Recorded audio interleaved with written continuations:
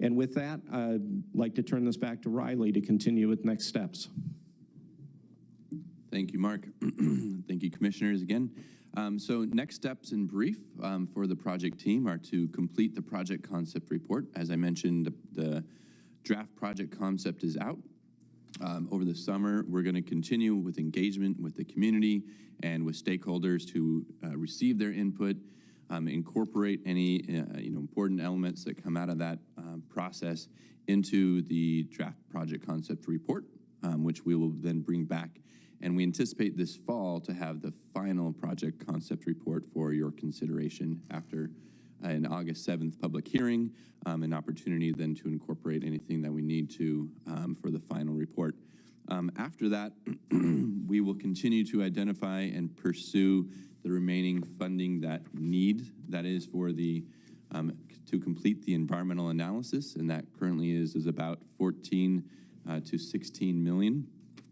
And then we will work to develop a project funding and implementation strategy, and that is basically looking at what incremental steps we have to, or we can do, in order to better position this project to advance through the environmental process and environmental design, working with partners, working with Caltrans, working through different various systems.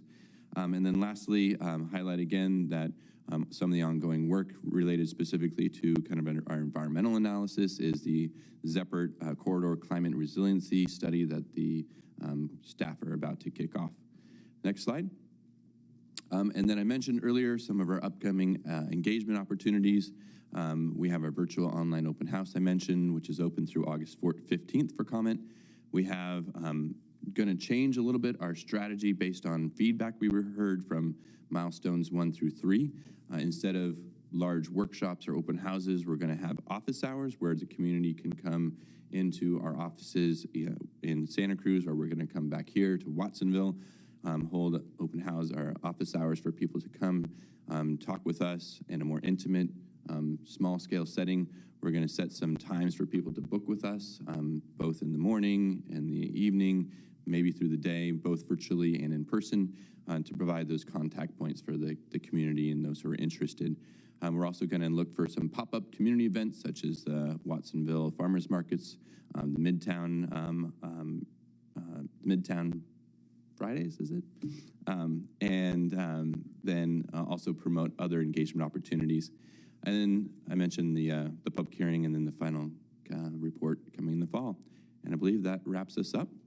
Thank you for hanging in there. And myself and my team, Mark McLaren, our project manager from HDR, as well as Chris Brayland from Fair and Pierce, and Chris O'Gara from HDR, our experts in some of the technical aspects, are here to answer any questions you might have. Thank you.